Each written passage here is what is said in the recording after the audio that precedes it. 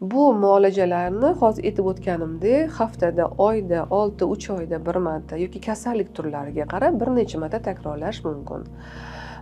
Eng yaxshi usullardan bittasi ichak arashenyasi, ya'ni to'g'ri ichakni suv orqali yuvish metodi bor. Bu maxsus apparatlar orqali qilinadi hamda natijasi ko'proq.